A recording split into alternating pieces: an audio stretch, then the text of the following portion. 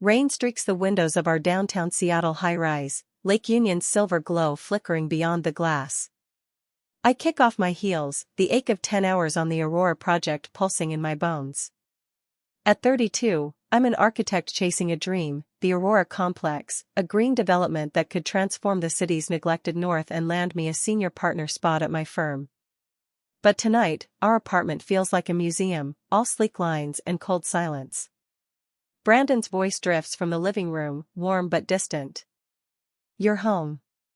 Was today okay?" I hang my coat, forcing a smile as I step into the glow of his laptop screen.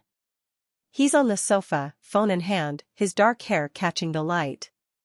6 years married, and his business trips keep him a stranger half the time. "Almost missed the train," I say, half joking. "Seattle rush hour's brutal." His faint smile fades, replaced by that composed, untouchable look. "I get it, Meline. Your work's critical. But don't you think it's time to slow down? Spending time together matters too." The words sting, not new but sharper lately, like he's testing me. I hesitate, the Aurora's blueprints flashing in my mind, my lifeline, my proof I'm more than this quiet emptiness. "It's just a few months," I say, keeping my tone light. "Once it's done, we can take a vacation. Maybe plan what's next." Brandon nods, his eyes drifting back to his phone. Silence falls, heavy, lit only by the skyscraper across the street. I think of the intern I was, sketching eco towers, dreaming of leaving a mark. Now, that dream's within reach, but the man I married feels further away than ever. I head to the kitchen, the calendar catching my eye. Next Friday's my 33rd birthday. I turn as Brandon adjusts his tie, heading upstairs. "Any plans for next Friday?" I ask, casual but hopeful. He pauses, apologetic. "I've got a meeting in LA with the partners." Hard to move. Disappointment flickers, but I nod. "It's okay. Work's important." "I'll make it up to you," he says, his hand brushing my shoulder. I smile, but the promise feels hollow, like the dozens before it. The light rails hum, the rain's soft patter, they can't drown out the cracks I feel, fine but growing, in our marriage. Jaden, my junior architect, texted earlier, thrilled about the Aurora's progress. His belief in me contrasts with Brandon's distance, a reminder I'd built something real. I pour a glass of wine, the city's pulse beyond the window mirroring my own. Brandon's upstairs, probably packing for another trip. The Aurora's my anchor, but tonight, I wonder if it's enough to fill the void threading through every breath. My birthday's coming, and with it, a nagging sense that something's about to shift, whether I'm ready or not. The apartment's silence presses against me, Brandon's vague promise, "I'll make it up to you," echoing as I sip my wine. The city lights blur, pulling me into memories that explain this quiet ache. Rain-soaked Seattle fades, replaced by the warm glow of our engagement party 6 years ago, where I stood, beaming, believing love would bridge any gap.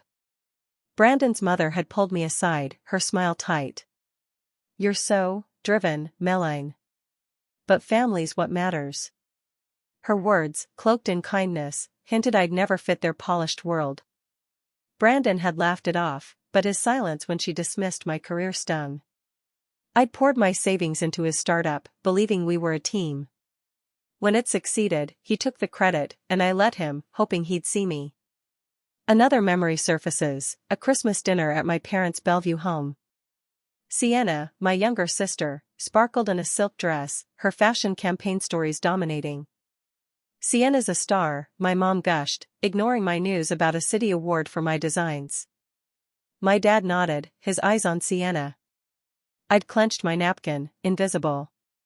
Brandon, beside me, said nothing, his hand never reaching for mine. Jaden's voice cuts through, from a memory last year.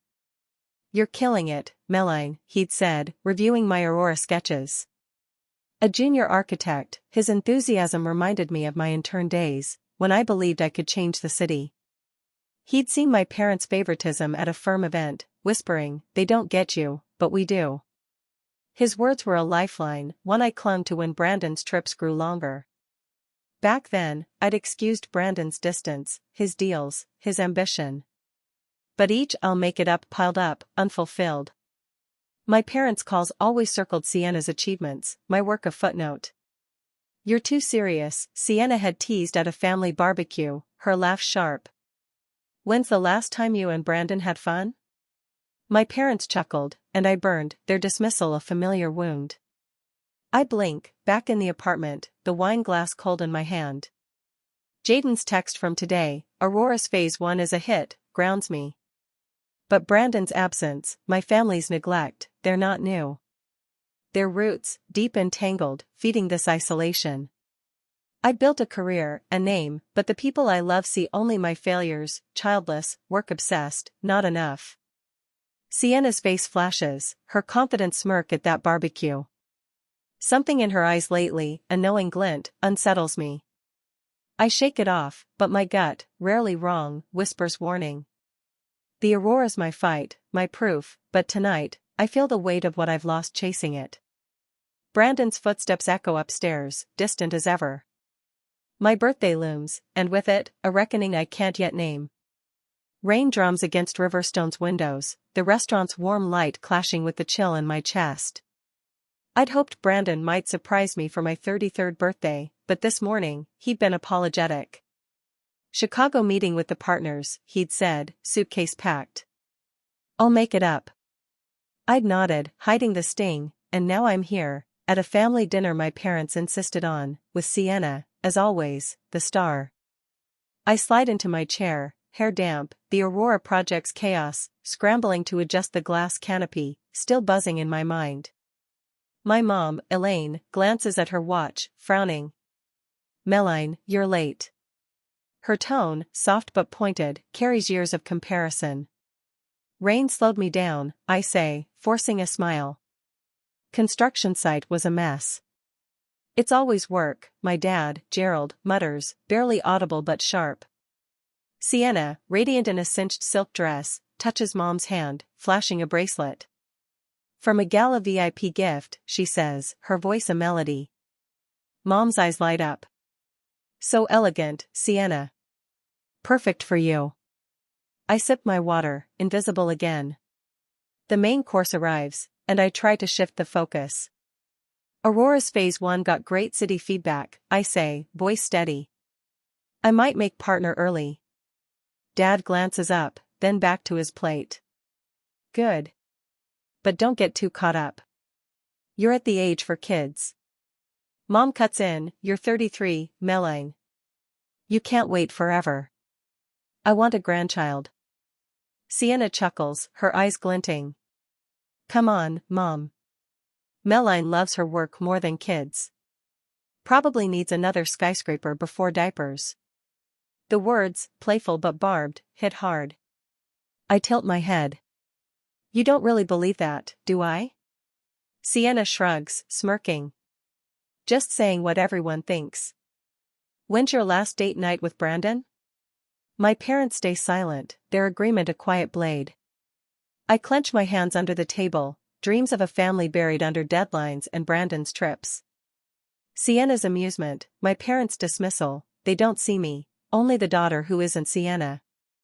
The rain outside mirrors the ache inside, a warning that this dinner, this birthday, might break something I've held together too long. Wind howls across the Aurora site, rain pelting the scaffolding as I pull on a hard hat. My 33rd birthday dawns chaotic, the team scrambling to secure the glass canopy. I point at my iPad, shouting over the storm. "Extend this overhang. It'll drain better." The supervisor hesitates. "It's slippery, Ms. Carter." "Let me check." I shake my head, driven. I need to see it myself. I step onto the slick steel platform, gripping the railing. A screech, metal shifting, cuts through the rain. My foot slips, air rushes past, and a scream, mine or someone else's, fades as I fall. Darkness swallows me. I wake to antiseptic and beeping, my right leg immobile, head throbbing. A blonde nurse, Nina, smiles gently. "You're awake, Meline. You fell from the 3rd floor. Legs broken, but no spinal damage." I nod, processing. How long? 3 hours. We called your husband and mother. Her kindness softens the sterile room. My phone shows Brandon's text, heard about the accident. At the airport for Chicago. I'll call later. Rest. Mom's message, babysitting for Sienna. We'll visit next week. No birthday wishes, no urgency. I close my eyes, the gray sky outside mirroring the chill in my chest. Jaden's text, site's secure, you're a badass, is the only warmth, but it's not enough. Nina returns with a tray, a cupcake topped with a pink candle. Happy birthday, she says, lighting it. I blink, tears welling. How'd you know? She shrugs. Your file. Birthdays in hospitals suck, but you deserve this. My throat tightens. Thank you, Nina. This means everything. She squeezes my shoulder. You're not alone. I blow out the candle, no wish forming, only a hollow clarity. Brandon's absence, my family's indifference, they've left me here, on my birthday, with a stranger's kindness as my only light. The aurora, my dream, feels distant, overshadowed by a truth I've ignored. I've been alone in this life, clinging to people who don't show up. Nina's smile, Jaden's faith, their sparks in the dark, urging me to see what's real. Something's shifting, and I'm not sure I'm ready, but I know I can't go back. The hospital room's fluorescent hum is my only company, my broken leg a dull ache under the brace. Nina's cupcake sits half-eaten, her kindness a fragile anchor against the silence from Brandon and my family. I scroll work emails, the Aurora project humming along thanks to Jaden and the team, but I feel useless, sidelined. An Instagram notification pops up, Sienna's new story. I tap it, expecting her usual glamour. Instead, my breath catches. Sienna lounges by a pool, sunglasses glinting, on a yacht's pristine deck. Behind her, Brandon holds a wine glass, smiling, my mom beaming beside him. The caption, finally having real fun. No one to ruin the vibe. My hands shake, pain shooting through my leg as I sit up. I dive into Sienna's secondary account, C_P_diary, accepted after a follow request. Raw, unfiltered posts reveal the truth. Brandon, my parents, Sienna, toasting on my birthday while I lay here. A photo of Brandon by the pool, captioned, in a meeting in Chicago, LOL. More like meeting by the sea. Another shows my dad laughing, tagged Avalon Yacht. They planned this, cutting me out, mocking me. Tears blur the screen, but they're not sadness, they're rage. Years of trust, late nights supporting Brandon's deals, swallowing my family's favoritism, it was all a lie. They celebrated my absence, laughing like I never mattered. Nina walks in, juice in hand, and freezes at my expression. Meline, what's wrong? I hand her the phone, voice tight. They did this. My family, my husband, betrayed me. Nina's face hardens as she scrolls, then she squeezes my shoulder. Oh, Meline. They don't deserve you. Her anger mirrors mine, grounding me. I screenshot every post, every caption, my hands steady now. The ache in my chest isn't defeat, it's fire. They thought I wouldn't find out, I say, wiping my tears. But I did. Nina nods, fierce. What are you going to do? I meet her gaze, determination rising. Everything. Jaden's text arrives, you okay? Team's got Aurora, but we need you.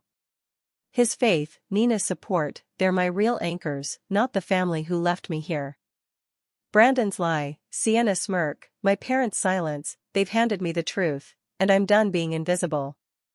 I save the screenshots, each one a weapon. This isn't the end, it's where I start fighting back. The hospital's antiseptic scent lingers as I sit up, screenshots of Sienna's yacht posts burning in my mind. Brandon, my parents, Sienna, their betrayal on my birthday, while I lay broken, has shattered the illusions I've clung to. Nina's voice cuts through my resolve. You said you need a lawyer? I nod. Your sister, Lauren. Can she help with divorce proceedings? Nina calls Lauren, and by discharge day, my leg in a brace, I'm done waiting for Brandon. His texts, meetings packed, will call, our lies I no longer believe. I call Avery, my college best friend, instead of returning to our cold penthouse. There's always a place here, she says. Her cozy Fremont apartment, with its mismatched rugs and warm lights, feels like a lifeline. I move in with a suitcase and my laptop, the Aurora project's progress a distant hum. Lauren's office, overlooking Lake Washington, is all glass and steel, her sharp eyes assessing as I lay out the screenshots, call logs, Brandon's deceptive texts. This isn't just betrayal, she says, voice calm but lethal. It's a breach of marital commitment. You've got a strong case. I nod, steady. I'm ready to fight. Brandon's calls start a week later, first gentle, then tense. Why won't you talk? He demands Saturday night. I'm healing, I say, hanging up. When the divorce papers are filed, his lawyer counters, demanding 70% of our assets, apartment, investments.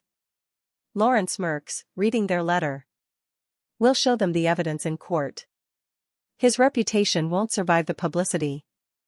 3 days later, his lawyer calls back, voice meek.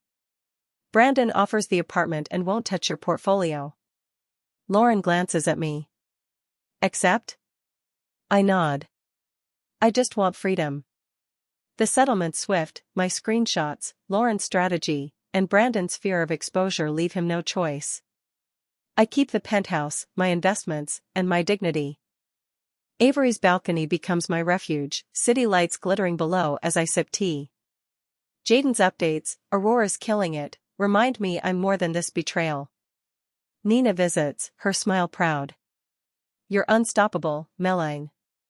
I think of Sophie, a young architect I'm mentoring, her sketches bold but raw. My dad thinks architecture's a waste, she'd said. Prove him wrong, I'd told her, seeing myself in her fight. My mom texts, heard you stirred things up. Family reputation? I delete it, her words irrelevant. Brandon's pleas, can we talk, go unanswered.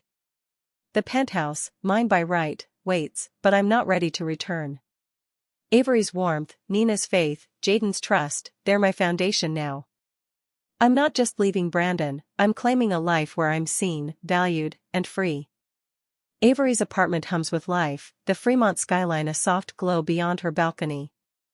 My brace is off, my leg healing, and the Aurora project thrives remotely, Jaden leading with a fire that mirrors my own at his age.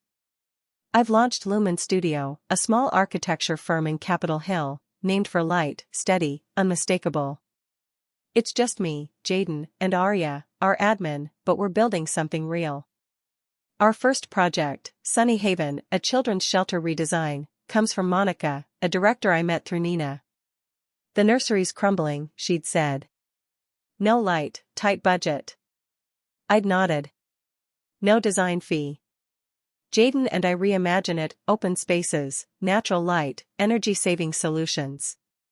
The community buzzes, Lumen's name spreading. Sophie, my mentee, helps with sketches, her growth a mirror to mine. You believed in me, she says. I smile. Someone had to. Nina introduces me to Matthew, her brother, a pediatrician. Our first date, at a cafe under golden maples, is quiet but real. He talks about a kid obsessed with dinosaur bandages. I share Sunny Haven's playground plans. It's not fireworks, but it's warm, like sunlight after rain. We meet weekends, walking Green Lake, reading on his porch. He sees me, not the architect or the betrayed wife, just Meline. My parents call, tentative. We didn't mean to hurt you, Mom says. I hang up, their words too late. Sienna's heart sticker, get well, swamped, is deleted. Brandon's texts stop, his defeat sealed by the divorce. Lumen's loft, with its mossy rooftop view, feels like home. Sunny Haven's kids paint the new walls, their laughter a victory. Matthew's hand brushes mine at a project meeting, a quiet promise. I'm rebuilding, not just buildings but a life where I choose who stays.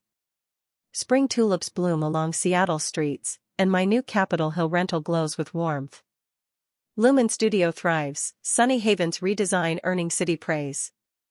My 34th birthday is no yacht or penthouse, just a backyard gathering with Nina, Avery, Jaden, and Arya.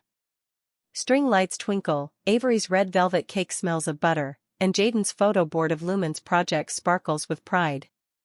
A cream envelope arrives days earlier, Sienna's handwriting. I don't deserve forgiveness, she writes. Brandon's embezzlement tanked his career, my parents lost their savings, moving in with her. I understand now what it's like to be discarded. I took the letter away, not angry, just done. Their downfall doesn't define me, my choices do. Matthew arrives late, hydrangeas in hand, his hospital shift running long. His smile, steady and kind, grounds me. After dinner, Nina nudges me for a speech. I raise my glass, voice clear. I thought I'd never belong again, but family isn't blood, it's where you're chosen, respected, lifted up. Cheers rise, and I'm about to sit when Matthew steps forward. Meline, he says, kneeling, a velvet box in hand. You're strong, sincere, but what I love is your belief in love after pain. Will you build a home with me, of trust, respect? Tears spill, and I nod. Yes. The garden erupts, Nina's laugh, Avery's whoop, Jaden's clap wrapping us in joy. Matthew's arms hold me, his whisper soft, we're enough. Lumen's next project, a community center, hums with Sophie's bold designs. Matthew and I plan walks, not futures, but they're real. My parents' house, once a cage, is a memory. I'm Meline Carter, architect, friend, partner, not defined by betrayal but by light I've chosen to shine. The city's pulse, the tulips bloom, Matthew's hand, they're my family, my home, built from courage and love.